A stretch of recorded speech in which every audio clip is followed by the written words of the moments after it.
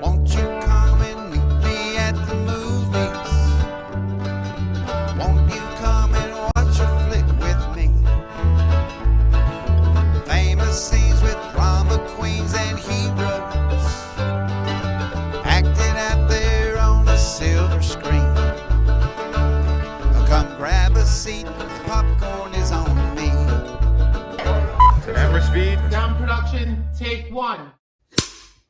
All right, for this week's edition of Meet Me at the Movies, I like doing these little previews before the show starts because it gives our viewers just a chance to know what they're going to gain from this. And if they decide, I don't like what you're saying, or they what can go and turn they're it going to off. lose from it too. So That's right. So today's show is called Language Lessons. Write that down if you have a piece of paper, cardboard, or crayon. Language Lessons. Este trato es muy grande. Yo nunca he hecho esto antes, bro. Tranquilo, hermano. Simplemente traduce exactamente lo que dicen. Exactamente lo que dice. Okay. You want to talk to him, you talk to me. Oh, you're the translator. Ah, tú eres el traductor. No, tú eres el traductor. No, you are the translator. Okay. I got the money. Yo tengo el... Ay, perdón. No te escuché, tosiste. I didn't hear you, you coughed. No, I didn't. I didn't cough, you coughed. No, yo no tosí, tú tosiste. Deja de decir que yo tosí. Stop saying that I coughed. You coughed when you spoke del jefe. Tú tosiste cuando hablaste con el jefe. ¿De qué estás hablando, traductor? Ah, translator, what are you talking about? Thomas Manning, our co-host right here on Meet Me at the Movies. And if that wasn't enough of a preview, then stick around because we're going to dive right into it. How are you, buddy? I'm great. I'm happy to be here. And as we were talking about before the show, I'm the man for the job for this occasion for Meet Me in the Movies. Right. Now, some other jobs I'm not the man for, but for this one, yeah, I'm who you want to talk about and break down all sorts of films from a variety, really from all corners of the globe that we're talking about here on the show. Yeah. And I think what we're going to do is we're going to create some skits that we can air on this show, and we're going to use your real life experiences as the basis for one of the characters. Thomas Manning, we are going all around the world. We are going to be talking about, I think the first film is one that I've been wanting to check out. I didn't get a chance to check it out, but it's a Chinese epic martial arts film. And you came and talked to me and said, Hey, Dad, you got the worst end of the deal this week for the movie that you're going to be talking about. Yeah. So I took the first film that we're going to be talking about and am heavily recommending that my father check it out when he has the chance, even though he's not going to be reviewing it. So I'll take the review for Blades of the Guardians, Wind Rises in the Desert. And this film is directed by Yuen Wu-ping, and he's one of the very greatest Hong Kong cinema choreographers and action directors. He's known for his work on American productions as well, like The Matrix and Kill Bill, but he has such an extensive history in the Asian film industry as well. So this movie is something that kind of instantly wraps you up in its vast world, and there's some kind of historical, mythological elements at play, and it's actually adapted from a Chinese comic series, but it basically tells you, hey, here's the environment that we're dropping you into, and you either get on board the train, or in this case, get on board the horse, or you're going to get left behind. And there's multiple factions at war within this landscape, and it's across this region, across China, and all of these factions are seeking an angle of control. There are some alliances, but all of the alliances have ulterior motives. Nothing is truly altruistic about any sort of teaming up that's happening. There's always going to be another angle to it as to how can this serve my faction. It's not about I'm just teaming up because you look like you need some help. It's all about the long-term power, and which, I mean, it's the Game of Thrones, dude. That is Game of Thrones. Yep. That is a tale as old as time, and it is on full display here. And our protagonist in this film, he's kind of a reluctant hero. The character's name is Dao Ma, and he's played by an actor named Wu Jing, and he is a veteran of a war, and he's carrying the weight of that experience with him, but he's also caring for a child in the midst of this. So it's very Chaplin-esque in that regard. And multiple people from this character's past life come into the fold, and they've all responded to their experiences with the war or with their traumatic backgrounds. They're all responding in very different ways than he is. So some of them are channeling their pain into something that harms others. But in the case of our protagonist, he's a wandering bounty hunter. So, you know, he's basically taking in bad guys. So he's not like the most, you know, squeaky clean hero in the world, but what he's doing is a lot more productive than a lot of the other people from his past that he crosses paths with. And really at the center of that, once again, his ultimate goal is to protect this child with, you know, every ounce of his strength. He's going to do everything to make sure that this child, that no harm comes to him. And, you know, so that's kind of the dramatic core of the movie. But this is a movie that every action scene that you see is one of the best action scenes that you will see in this year, or really in any movie. The way the camera moves through the action, it's almost like just the way that air is moving between the people within the action. And it's also, there's some great wire work, as is often the case with a lot of the Chinese martial arts films. You know, the laws of gravity don't apply. Characters can kind of float on air a little bit, and obviously on the set, they're hooked up to these wires, and what that looks like to kind of make it appear visually poetic is very complex to nail that down. And you know, the director of Yuen Wu-ping is one of the masters at doing that. And another aspect of the action scenes that I appreciated, it all takes place across the desert, but it never becomes monotonous. Every set piece has a unique element thrown into the mix, and that makes it feel as if you're engaging with something totally new each time. And when I say there's unique elements thrown into the mix, I mean that quite literally, because you have earth, wind, water, and fire. All of the elements are used in unique capacities throughout the film and in the action scenes. You also have stunts involving horseback riding, and what you have with capturing entire cavalries of horses and soldiers on horseback is really stunning work. But like I said, all the intensity of the action is interspersed with equally as intense moments of emotion and character development. And you never go more than 15 minutes without an action set piece, but even in those 15 minutes without the action, the movie is doing the work to make you feel something on a human level. The tension that we feel in those moments, you know, kind of feels like what you're feeling when you're tuning a guitar string. You know, in order to get that desired sound when you're tuning a guitar, you kind of have to walk it right up to the edge of drawing the string too tight sometimes. And, you know, I say this because I have an extensive background in guitar tuning. No, I don't. But if I did, I'm pretty sure that's how it works, you know. But at a certain point, you will be asking for the tension to be released. And sometimes you want that string to pop. Because, you know, like that's the only natural conclusion that's going to be reached here. So yeah, Blades of the Guardians, Wind Rises in the Desert. This film is from Wellgo USA Entertainment, and is you know, currently available on digital, but it's also getting a physical media release in October as well. And I think it's one that I would like to own. You know, that's, you know, on streaming, on digital, sometimes you never know what's going to happen, but on a nice physical disc, it's all reliable. It's always going to be there for you. So I think this is one I'm definitely going to pick up when that time comes. Yeah, and a running time over 2 hours, I think, is what we're looking at here. Correct? Yeah, it is, I think, 2 hours and 6 minutes, and it feels even more vast and epic than that. And I don't say that it feels like a longer film, or I don't say that in a bad way, but it just feels like something you would get out of watching a 3.5 hour movie, just in terms of the richness of the cinematic quality and the storytelling. And this episode's called Language Lessons. So this film, subtitled, and the language of origin, is it Mandarin that we're going to be listening to as we watch this film? Yes, I believe that's correct. Yes.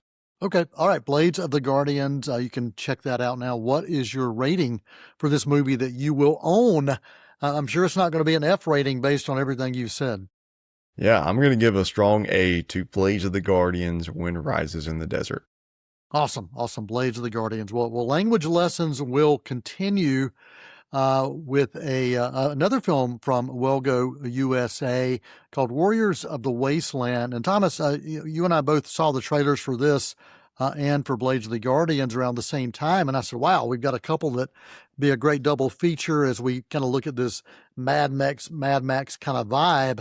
And thematically, a lot of the things that you said about Blades fit into this same mold. There's warring factions. There's political intrigue going on. There's desolate landscapes. There are people vying for power. All of those things are happening in this post-apocalyptic tale that was shot and produced by a Serbian filmmaker who originally kind of conceived this as much more of a long-standing miniseries of epic poems, of folklore, kind of looking at the Balkan, what would happen if a nuclear apocalypse happened in the Balkans. And that's kind of the concept of this. Visually, let me just say, visually, it's really beautiful, very ambitious. It is a very, very long film as well. And we said 2 hours and 6 minutes was the kind of runtime for the Blades of the Guardians. I think this one's a whole lot longer, and Thomas, it actually feels a whole lot longer as well. Visually incredible. I thought the score was nice. I thought some of the effects were pretty solid. Some of the stunt work was well done, but then other fight scenes, I said, what are they doing? Is a different director doing this? One of the things that's really fascinating, Thomas, is this film was shot entirely in English because they wanted to expand the audience. But the actors are not English-speaking actors. And so the kind of cadence, the rhythm of this film feels like watching the old Italian spaghetti westerns, or even watching the martial arts films of the 70s, where they actually did try to reach English audiences by having actors speak English, but it just didn't work. So one of the things, as I was reading about this, is they had to go back and do a lot of post on this and redub the voices, and it is just really off-putting. And I'd say after about the first 6 minutes of watching the dialogue and watching this stilted conversation dialogue going on, it was hard to watch. And you and I both love watching foreign language films. We both love watching independent international cinema. But I would much prefer to see a film shot in the original dialogue and then see subtitles. I'd much prefer that than something that's far more ambitious than this. So this film was a difficult watch, honestly, mainly because of that dialogue, and also the sound mix was off in big parts of this film. So highly ambitious, a lot of potential, but truly unfilled potential. And from a visual standpoint, I think this is going to probably turn some heads. I think some people are going to notice this filmmaker and say, hey, there's something here. But I think they're probably going to also encourage, hey, if you do something like this, you need to have some producers behind you that can provide some guidance for you beyond just saying, hey, I want a larger audience to see it. Because I think the larger audience that will see this in its current context will have a difficult time staying either in their seats or continue to watch it without pausing and going to take breaks. Warriors of the Wasteland is the name of the film from Well Go Entertainment.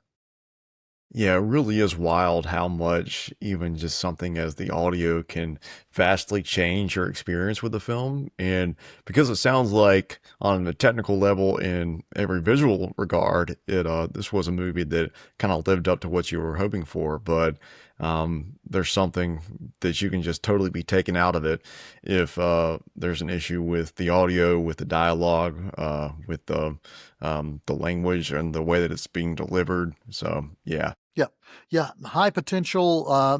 And I will say this, Thomas. At one point, I paused the film and I said, I wonder if I just watch this and pull up the Mad Max soundtrack and don't even listen to the dialogue. I wonder how that will work. So I did that for about 10 minutes, and then I went back and recapped where I was. And and so yeah, it was that challenging for me to watch this. I'm going to give this a C minus rating.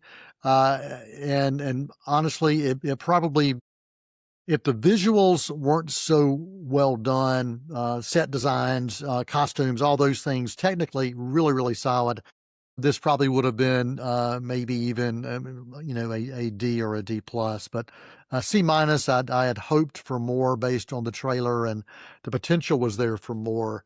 And I would like to see more from this filmmaker if somebody can guide him along the way. The film is available now on video on demand and digital, so you can check that out if you want to. Warriors of the Wasteland. Thomas, you want to take a quick intermission and come back and maybe talk about another film that has some interesting language or lack of language.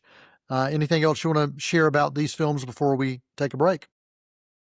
Yeah, well, the Blades of the Guardians Wind Rises in the Desert is going to be on my year-end list for best stunts. I mean, even though I haven't seen everything that I'm going to see this year, I can almost guarantee this is going to be right up there. So yeah, highly recommend that one. Awesome. Awesome. Thomas Manning there, Noel T. Manning II here. You are watching Spectrum Channel C19 TV and Meet Me at the Movies. We are going to take a quick intermission. We'll come back with more right after this. Won't you come and meet me at the movies? Won't you come and watch a flick? Hi, I'm Tim Foster, your host for Bull and Bold monthly right here on C19 TV. Get to know the coaches and student athletes of Cleveland Community College athletics on Bull and Bold. We go in depth as we discuss cross country, track and field, volleyball, baseball, men and women's basketball, and softball. Catch Bull and Bold airing on C19 TV and online at c19.tv. Won't you come and meet me at the movies? Won't you come and watch a flick? Hello and welcome back to Meet Me at the Movies. Noel T. Manning II here with Thomas Manning. We gave you a couple of post-apocalyptic films to talk about from different parts of the world. And I tell you, man, we're going to keep on with language lessons as we're going to another part of the world, the Motor City. That's right. It's a whole other part of the world as well. And the language we're going to talk about here, Thomas, is more about the lack of language and dialogue that we're seeing in this action adventure thriller starring the guy who was a walking brick wall, correct? Alan Ritchson, Reacher himself, or at least the new iteration of Reacher that we've seen on the excellent Prime series, and which another season was just announced for later this year. Cannot wait for that. And Alan is actually someone we've had here on Maybe the Movies before. Talked about some of his dramatic work in a film he did called Ordinary Angels with Hilary Swank a couple years ago. So not only is he a great action star, but just a great actor as well. And which in this film, when, like we said, hardly any dialogue at all, I think he maybe only has like one line in this entire film. And so the vast majority of it relies on his physicality, his expressiveness. And yeah, I think he was the guy for the job. Like we said, there's no audible language, but the cinematic and visual language is what carries this entire film. Yeah, it's fascinating to me.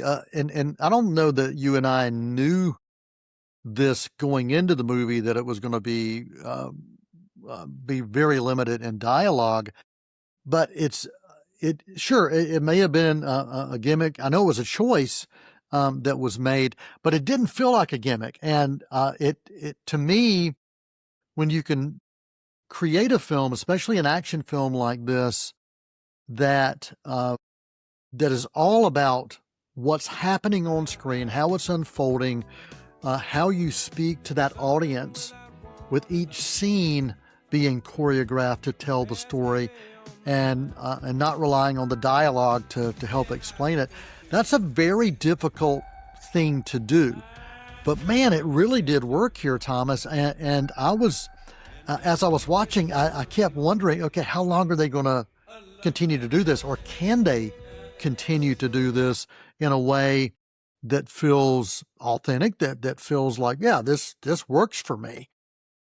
Yeah, but even after a few minutes, you might be thinking about that in the back of your mind, but eventually you just kind of settle into it and you don't even think about it anymore because it's just so ingrained into the DNA of the film. And also, I don't know if we mentioned the director, Posse Ponzaroli. You interviewed him a few years ago for a film we did with Tim Blake Nelson called Old Henry. Yes. It was Billy the Kid Western, and he continues to prove himself as a fantastic action director. And, in addition to Alan Ritchson, supporting cast around him, you have, I believe it was Ben McKenzie from Gotham, who played Detective Gordon on Gotham. That was the first time we saw him. Also, Shailene Woodley, great actress that we always appreciate anytime she pops up in something. And then was it Ben Foster as well? Yes. Who was kind of the villain role in this. And so it really, in addition to committing to the no dialogue, it fully commits to the 70s crime thriller vibes. And the aesthetic is just kind of, or that 70s aesthetic is very much in every frame. It goes all the way down to the costume design, and Alan Ritchson's character has very distinct looks and feelings derived really from something like going down to his hair.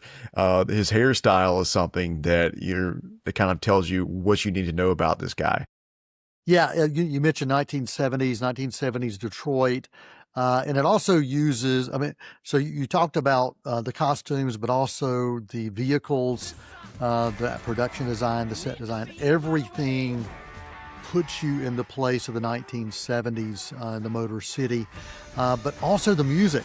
We have a soundtrack that is very much situated into that nostalgia of the 1970s, and really drawn to these songs. I said, man, I wonder how much money they spent on the rights to be able to use some of these songs, because it's a great soundtrack. I know we had talked about creating a Spotify playlist, and I haven't even gone out there to look to see if there is one for Motor City, but if there is one, we'll make sure that our R&D team will provide you with a QR code that you can scan sometime during this show, so you'll be able to check out the soundtrack and some of the songs that were used in this. I absolutely love the way this film looked. It very much looked like a film that could have been shot in the 1970s. We didn't even talk about the story. Really, it's an ex-con who falls in love, and there's a type of love triangle that's happening, and then there's a crime that this ex-con has committed, or has not committed, but he is charged, framed, charged, and convicted of, and ends up back in prison. And then that really starts. It really, Thomas, I think that's kind of the inciting incident, but we're not seeing it until later in the film, which is kind of interesting, because that's what really starts the journey and the story for what's going to happen in the last act. Yeah.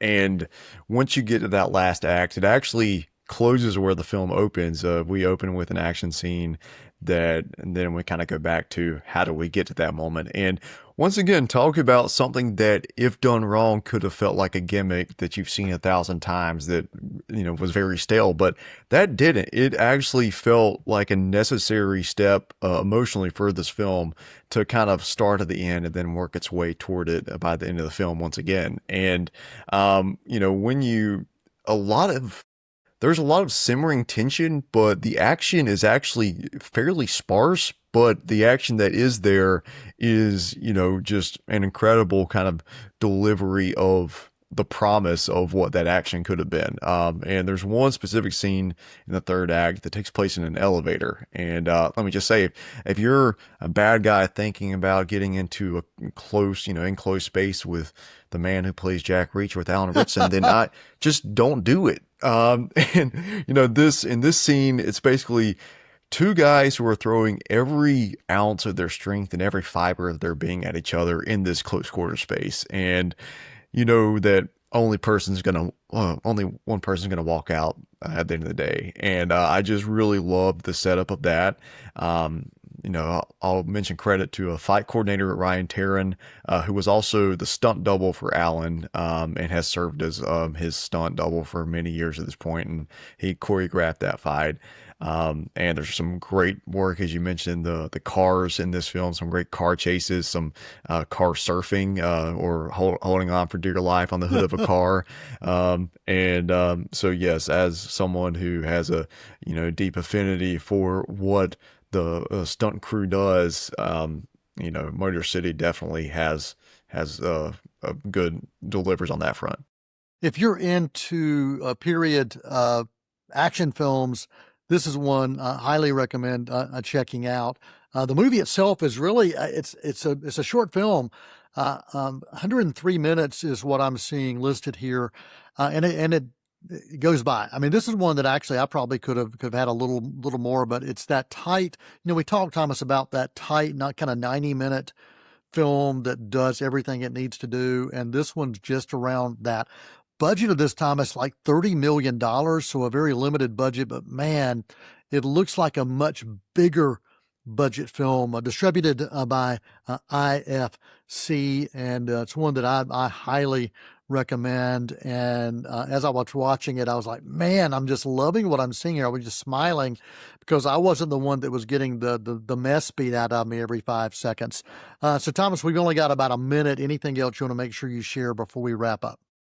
So you mentioned the soundtrack, but also Jack White from the White Stripes was credited as music director in this film. So I think Steve Jablonsky was credited as the composer. So I think they collaborated together on the score. I'm not really sure how that works as far as those credits go, but it has this very Tangerine Dream inspired type score. And as Tangerine Dream worked on some of my favorite soundtracks like The Keep and Thief, worked with Michael Mann a few times. Really loved what I heard in this film. Yeah, we actually at one point we heard one theme song. And we're like, is that Tangerine Dream? And so we actually had to look it up to see, and it wasn't. But man, it sure did have that vibe for sure. And Jack White also, if you watch the film Motor City, you're going to see a cameo. I'm not going to tell you where, but Jack White does show up. And as I was watching it, I told Thomas, I said, I think that's Jack White. And sure enough, it was. So what is your rating for Motor City, Thomas? Yeah, I'll give a strong B+ to Motor City. All right, me, solid A for Motor City. You can check that out in theaters now. Thomas, I appreciate it. Good show, man. A lot of stuff to cover.